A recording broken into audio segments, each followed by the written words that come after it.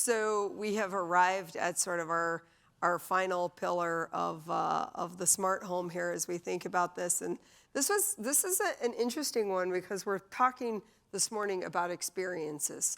And power kind of rides that line between is it infrastructure and foundational, or is it an experience or both? And how do you think about that as you think about the homes that you're building and what you're doing? So I want to talk just a little bit about power in general, because I think one of the takeaways over the next couple of days here is really the foundation of every smart home should be asking your clients, what is their power plan for their home, right? What do you want the power plan to be? I think that can be a fairly simple question.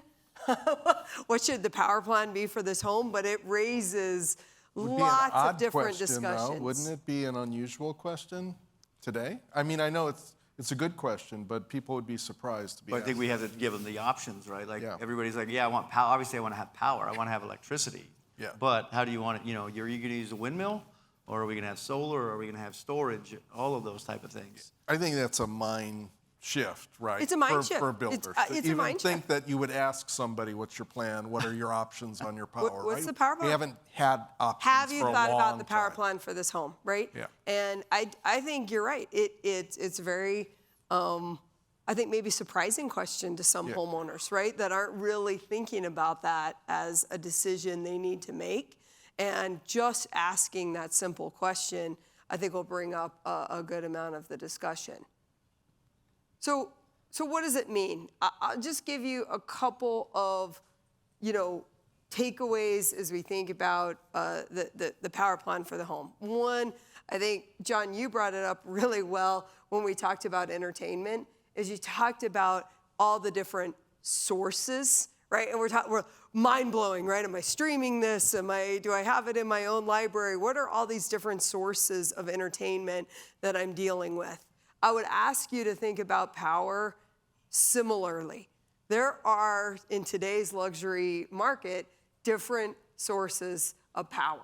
And you need to think about how you're going to manage those different sources, right? So think about the different sources that I'm talking about here. Certainly there's the grid, right? That's a given that I've got some kind of grid connection in most homes, not all homes today, but certainly there's the grid as an option for power source. And different kinds of grids too, different right? kinds of grids. Some grids that will credit you if you send power back up the grid, some that don't, et cetera. Great. So I've got generators potentially, right, in the home, right? And am I using the generator for emergency backup? How am I thinking about that generator as a source of power? And how am I using it? Am I thinking about batteries and battery storage as a source of power? I don't know. Solar direct. Solar, direct as an alternative source. Am I thinking about my truck? There's a lot of different sources of power, guys, and I don't think we're done here as an industry in all the different inputs of power. And I think that's the most important takeaway is you're going to have to help the homeowner manage these different, and understand and manage, right, these different sources of power. Right. Okay? And really thinking about those. So, there's lots of ways to experience that. I think one way to experience that is getting to a place where I understand what power am I using? Right? Like, what's my usage? What does it look like? What does this say? The pool is up there at the top, right? What's my number one consumer right now of power?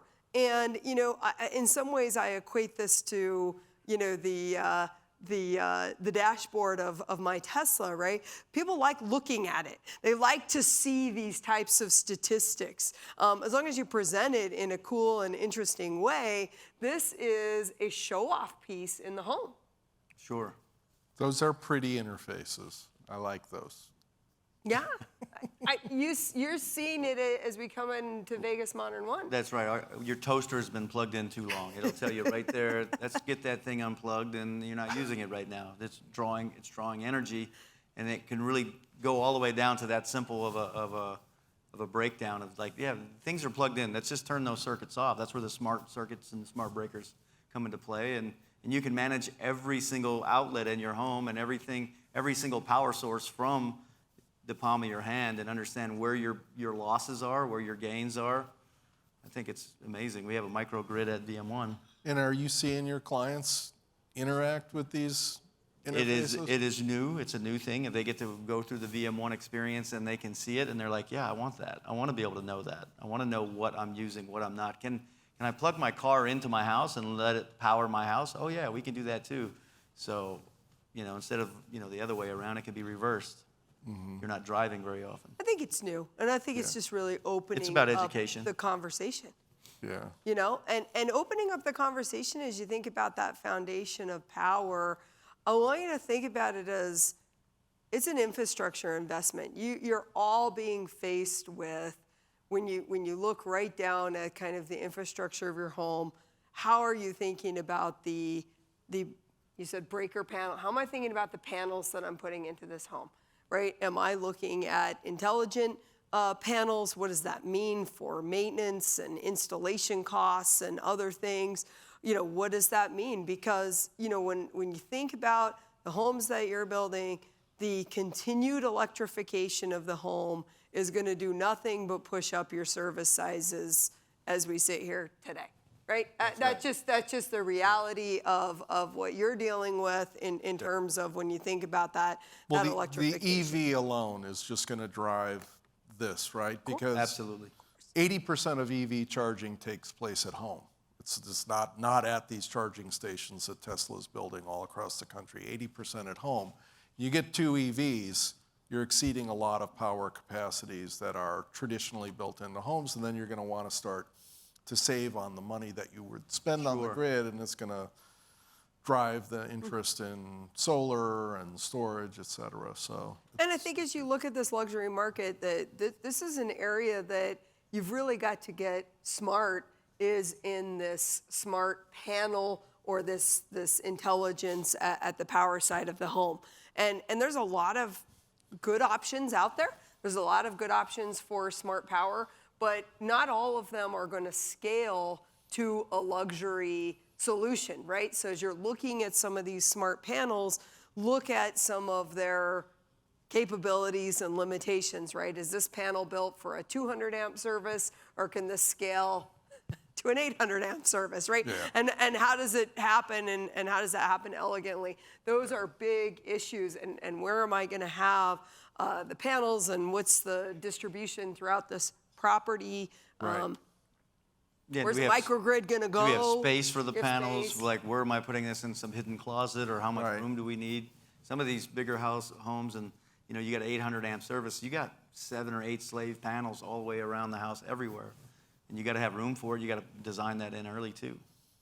So you this gotta is think about another one where there's a lot of complexity that needs to be kept behind the scenes, but we got to figure out how to make this cool, I want to have feature That's right. for the And luxury people need to know that it's clientele. available. I think, hopefully some of the builders in here have seen it before. If they haven't, it's something that you can present, and you can tell your clients, hey, did you know that we can do this? We have the capability of this. Some of them might say it's out of their budget right off the bat, but they don't even know what it is yet. They don't even know what the advantage is, and it might be in their budget if you're able to articulate what it is that you can provide for them. Yeah, so I see the raw ingredients of making the cool story, and I mean, in addition to the good base benefit stuff, the question is, how do we help everybody in this room present it as cool, or how can integrators work with these builders to present it as cool? Because you got the ingredients with your interface, but still, how do you talk through that and show that, and when and where? Those are always difficult things to work out. But I think if you start with, what is the power plan? Let's talk about the power plan for this home. You're going to open up, and I would say, John, the key word really is resiliency. You're going to open up, hey, how how do you want to have resiliency for this home? And right now, the market factors, the environmental factors is in the favor of the consumer understanding that the power to their home is more fragile than it used to be. Yes. That's I think the reality. issue is it's different language in different geographies, right? Resiliency might work in California, it might not work in Texas. Sure. I'm a big fan of energy independence in Texas. Okay. So like it's just I get hung up on the language. I'm sorry, I was a communications. Trough. Do you want me to say trough? No, again? don't The say trough, trough. yeah, Okay, say don't trough. say that More again. trough. Well, speaking of Vegas Modern ceilings, there's Vegas Modern itself right there. Some of you guys have heard me say it. That's a backyard shot of the whole building. It's 3 bedrooms again. How much And solar is on this?